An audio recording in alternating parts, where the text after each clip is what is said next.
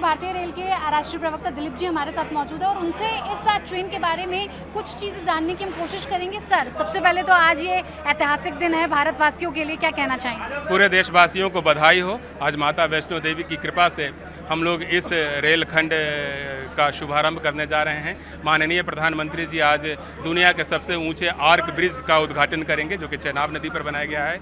इसी तरह से भारत का पहले केबल स्टेट ब्रिज जो है अंजी खड्ड पर, उसका भी उद्घाटन माननीय प्रधानमंत्री जी करने जा रहे हैं। और साथ ही ये जो पूरा USBRL प्रोजेक्ट है, जो कि पिछले कई सालों से बन रहा था और रिसेंट पास्ट में इसके पर काफ़ी काम हुआ है, वह आज राष्ट्र को समर्पित किया जा रहा है। तो इस परियोजना के कंप्लीट होने से और इस ट्रेन सेवा के चालू हो जाने से कश्मीर और जम्मू के बीच की ऑल वेदर कनेक्टिविटी स्थापित हो रही है, जो कि पूरे देश के लिए गर्व का विषय है, पूरे देश के लिए एक विशेष अवसर है, क्योंकि अब हम हर वेदर में, हर कंडीशन में श्रीनगर से कश्मीर और कश्मीर से श्रीनगर जा सकने में सक्षम हो जाएंगे। क्योंकि एस्पेक्ट्स की बात कर ले अगर ट्रेन की, तो वेदर की वजह से इसे किस तरह से डिज़ाइन किया गया है, सबसे ज़्यादा इम्पॉर्टेंट फीचर इसमें आप क्या देख रहे हैं? क्योंकि कश्मीर से कन्याकुमारी तक का जो सपना था, वो प्रधानमंत्री नरेंद्र मोदी का विजन था और वो आज कहीं ना कहीं पूरा होता नजर आ रहा है। ऐसे में जो वेदर कंडीशंस हैं, उसके हिसाब से ट्रेन कितनी ज़्यादा सक्षम है?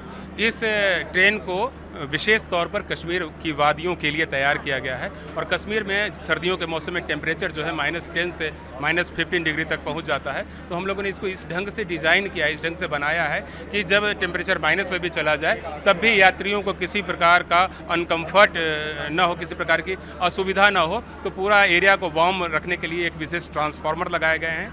पानी की आवाज़ आपूर्ति टॉयलेट में और बाकी जगह होती रहे, इसके लिए हम लोगों ने सिलिकॉन से इसके वाटर टैंक को ढका है। इसके प्लम्बिंग सिस्टम को स्पेशली कोटेड किया है, जो कि ये इंश्योर करेगा कि जो पानी गर्म है वो गर्म ही रहे और टॉयलेट तक पहुंचता रहे। फिजिकली चैलेंज्ड पर्सन्स के लिए जो टॉयलेट हैं या जो इसमें चढ़ने और उतरने की व्यवस्था है, वो स्पेशल फीचर्स लगाए गए हैं। साथ ही इस ट्रेन में सेफ्टी के इन्हेंस्ड फीचर्स हैं। इसकी ब्रेकिंग सिस्टम को, क्योंकि आप जान रही हैं जब स्नोफॉल होता है तो ब्रेक लगाना बहुत मुश्किल होता है, तो स्नोफॉल में भी ब्रेकिंग सिस्टम मजबूती से काम करता रहे, ये हम लोग ने इंश्योर किया। आम आदमी के लिए कितनी फ्रेंडली? आम आदमी के लिए वंदे भारत एक्सप्रेस एक यादगार ट्रेन है। मैंने आपको बताया कि यह देश का क्रस है और देश के लोग वंदे भारत एक्सप्रेस को काफ़ी पसंद कर रहे हैं। तो निश्चित रूप से जब इस वंदे भारत एक्सप्रेस में आप कश्मीर जाएंगी और कश्मीर के बर्फबारी का आनंद उठाते हुए ट्रेन जर्नी करेंगे, तो एक ऐतिहासिक अवसर होगा। किराया एक्जीक्यूटिव क्लास में 1350 रुपये के आसपास है और 760 रुपये किराया होगा आपको वेदर कंडीशंस को ध्यान में रखते हुए ये भारतीय रेलवे के लिए कितना बड़ा चुनौतीपूर्ण काम रहा था? आखिरी सवाल।